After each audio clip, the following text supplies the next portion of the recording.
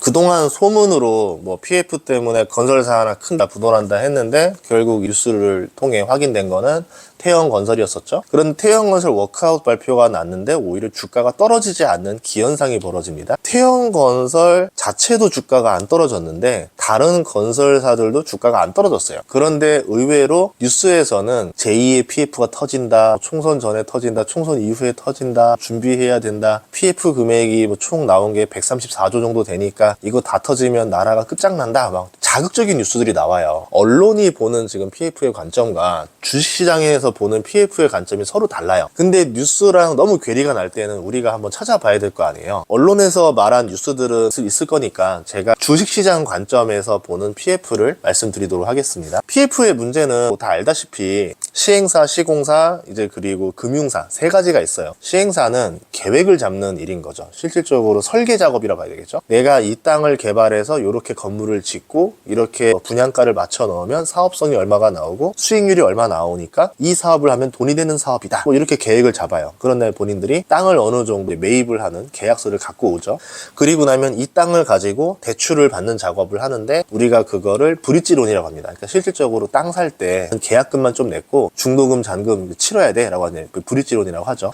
두 번째는 시행사들은 너무 영세해요. 그래서 난립을 많이 합니다. 중요한 건 시공사인데 누가 건축을 맡을 것인가 이런 거잖아요. 그러면 시공사를 선정할 때 돈이 되는 자리고 분양될 가능성이 높아 보이면은 건설사들, 뭐 대형 건설사들도 공사를 지으려고 들어오는 거죠. 시행사 입장에서도 좋은 건설사가 들어와야 브랜드가 있고 팔리기 좋으니까 기왕이면은 건설사들 브랜드를 많이 따집니다. 근데 그거보다 더 따지는 건 뭐냐면 보증을 걸어줄 건설사를 찾아요. 금융사는 시행사가 누구든 시공사가 누구든 내 돈 빌려서 이자 잘 갚는 게 제일 중요하거든요. 그런데 이 과정에서 시행사는 너무 영세해요. 돈 갚을 능력이 없어 보여요. 그럼 얘는 못 믿겠고, 만약에 당신이 못 갚으면은 대신 갚을 사람 데려와 이러는 거예요. 그럼 시행사 입장에서는 시공사한테 그런 부탁을 합니다. 당신이 보증을 걸어서 그 보증을 걸고 우리가 문제 없으면은 보증도 해제가 되고 당신은 건설도 수주받을 수 있으니까 돈이 되는 거고, 이렇게 사업합시다. 서로 좋은 게 좋은 거 아니에요. 이런 식으로 했던 거죠. 2017, 18, 19 20, 21,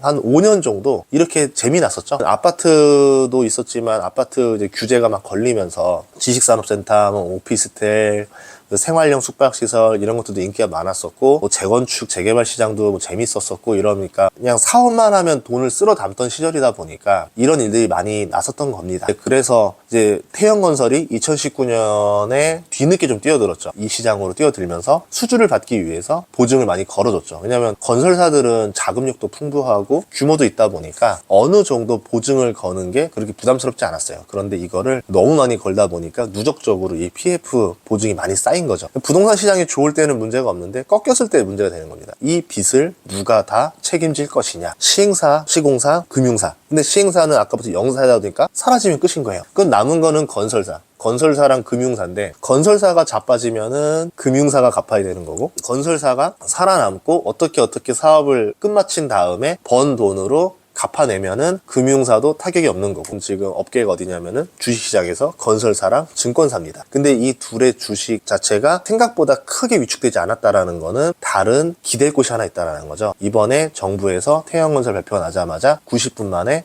발표를 해줍니다. 그리고 연초에 건설사들 구조조정 대책안들이 나올 거예요. 유동성 지원이라든가 이런 게 나오지 않겠느냐, 이렇게 보는 거죠. 왜냐하면 만약에 이거를 정부에서 손을 놨다라고 하면은 구해줄 곳이 없어요. 이제 건설사들은 돈을 모으기 쉽지 않을 겁니다. 예를 들어서 롯데라든가 GS라든가 이런 대형급들은 모회사라든가 계열사를 통해서 어떻게 살릴 수가 있는데, 모회사에 힘이 없는 이제 중견 건설사들은 돈을 구할 데가 아예 없는 거죠. 현장에서 이자는 천문학적으로 들어가고 돈은 들어올 데가 없고, 이번에 PF 사태, 태형건설 사태로 자금줄은 다 막혀버렸고, 그러면은 도미노로 자빠질 거 아니에요. 이거를 정부가 손 놓고 있으면 뻔히 보입니다. 어쩔 수 없이 이거를 살려야지 금융으로 전이가 안 되겠죠. 그래서 이 건설사에 대해서 살려는 줄 테니까 그 대신 너희들도 강력한 구조조정 개혁안에 따라와야 된다. 따라오는 건설사만 살려줄 거야. 이렇게 보고 있어요. 이렇게 살려주고 나면은 앞으로 건설사들이 당장 문제는 해결할 수 있는데, 건설사들 신규 사업하기 쉽지 않을 거예요. 건자재 가격이 떨어지지가 않아요. 계속 올라가니까 건축 원가가 올라갔죠. 그리고 금리가 과거 코로나 이전처럼 아래로 내려올 가능성이 없습니다. 금리도 비싸요, 아직까지. 그리고 사람들이 고분양가를 감당할 만큼 지갑이 두껍지가 않아요. 과거에는 대출도 잘 나오고 뭐 다른 자산들도 있다고 하니까 돈이 많다라 착각을 했던 거죠. 비싼 집도 냉큼냉큼 지를 수 있었는데 지금은 그럴 수 있는 사람들이 많지가 않아졌죠. 거기다가 대출 한도가 24년에 많이 줄어들 겁니다. DSLR 규제가 더 강화가 되거든요. 스트레스 DSLR 이래가지고 신용대출이랑 주택담보대출은 이 DSLR에 들어가요. 그래서 집을 사는 게 쉽지 않아질 거다. 전세대출이랑 중도금 대출은 여기에 안 들어가서 조금 나을 수 있지 않을까 싶지만 결국은 이 DSLR 때문에 사람들이 집 사는 걸 꺼리게 될 수도 있어요. 뭐 이런 점들 때문에 공급이 갑자기 증가하고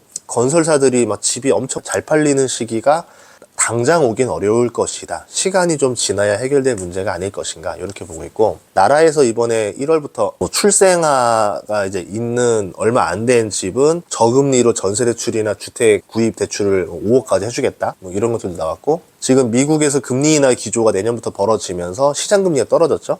대한민국도 금리 인하 기조라던가 이런 걸 이어받을 건데, 그러면 이제 대출 금리가 떨어지게 될 겁니다. 그러면 전세 가격부터 올라가기 시작하겠죠. 매매 가격은 안 올라가는데 이것만 올라가면서 나중에 좀 시간이 지났을 때 한 10년 전 부동산 시장이랑 리바이벌이 되지 않을까 이렇게 보고 있어요. 그리고 태형건설 채무가 이제 3.6조라는 말 때문에 되게 심각하다는 뉴스가 나오는데, 이거에 대해서 막상 분해를 해보면은 워크아웃에 들어간 이유도 알 수 있고 SBS를 내놓지 않은 이유들, 이 구조를 보면요, 내년 4분기에 2조 4천억이 몰려 있어요. 태형건설 입장에서는 당장 내년 9월까지만 보면 1조 정도의 PF만 물려 있는 겁니다. 이것만 해결하면 되는 거예요. 이번 12월까지 3,900억이 물려있고 1분기에 4,300억 물려있고 2분기, 3분기는 합쳐도 3,500억 밖에 안 됩니다. 그래서 이 위기만 해결하고 4분기에 대한 이 PF 문제들만 해결하면 살아날 수 있다라고 보겠죠. 실제로 워크아웃에서 살려낼 가능성도 높다라고 봐요. 그리고 워크아웃에 들어가게 되면은 PF 중에서도 사업성이 없는 거라던가 조금 손을 떼고 싶은 것들 있잖아요. 본인들이 계약상 여기서 해지하면은 위약금이라던가 이런 게 많이 발생해서 어려울 수 있었는데, 워크아웃으로 들어감으로 인해서 수익성이 안 맞는 사업장들을 쉽게 털어낼 수가 있다는 거죠. 그런 점들 때문에 PF 규모 대비 타격이 많이 완화될 것이다 이렇게 보고 있습니다. 그리고 태형건설이 이번에 워크아웃에 들어간 거는 기업 구조조정 촉진법이 다시 발효됐기 때문에 들어간 거거든요. 이게 10월에 일몰이 됐다가 12월 8일에 다시 살리자 입법이 돼가지고 12월 26일에 부활했습니다. 그리고 태형건설은 이틀 뒤인 28일에 워크아웃에 들어간 거고, 본인들의 부채 문제를 더 수월하게 해결하기 위해서 이렇게 된 거였고, SBS 매각을 안 한다라고 이제 발표를 하는데 이건 어떻게 될지 모르겠어요. 태형건설 입장에서는 SBS를 매각하지 않고도 개인 사재부터 시작해서 대출 조달을 다 해서 1조 정도의 사재 출연을 했다. 그러니까 우리가 할 수 있는 건 다 한 거 아니냐. 뭐 이렇게 얘기 나오는데, 그런 관점으로 보면은 SBS가 매물로 나오긴 어렵지 않을까. 이렇게 보고 있고, 실제로 SBS의 지금 시가총액이 6천억인데 재작년에 1,500억 정도의 순이익을 냈어요. 퍼가 4배밖에 안 됩니다. 올해는 좀 많이 떨어졌지만, YTN 같은 경우는 기업 가치를 이번에 유진그룹이 인수할 때 1조로 봤거든요. SBS는 지상파예요. 그러면 YTN보다 기업 가치를 더 높게 받을 수가 있겠죠. 그런데 시총이 6천억인 상태에서 지분 매각을 한다던가 지분을 담보로 내놔야 된다던가 이랬을 때 못 돌려받게 되면은 어떻게 보면은 그룹에서 가장 예뻐하던 계열사였는데 여기를 잃게 되면 허무하잖아요.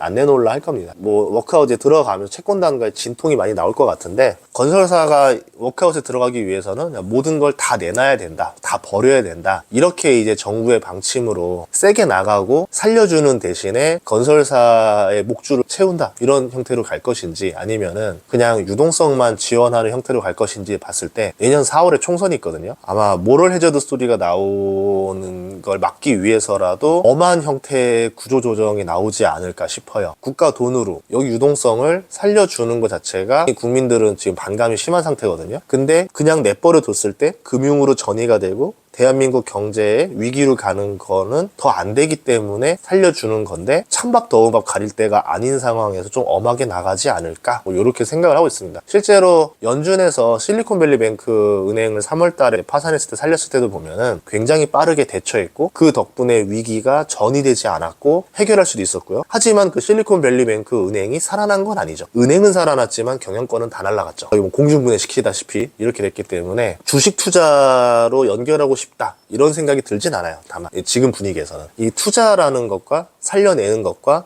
다음에 넥스트를 봤을 때는 투자로서의 매력은 좀 떨어지지 않을까 이렇게 보고 있습니다. 근데 보통 위기가 살아나고 나면 주가가 V자 반등하는 형태로 보여주긴 하는데, 만약에 살아남고 자금력이 튼튼하고 향후에 뭐 해외 건설이라던가 주택 건설 말고도 돈을 벌 수 있는 거리들이 많은 건설사라면 모르겠는데, 주택에만 의존하고 지방 위주로 편성되어 있고 자금력이 약한 건설사다, 여기는 리스크가 높겠죠.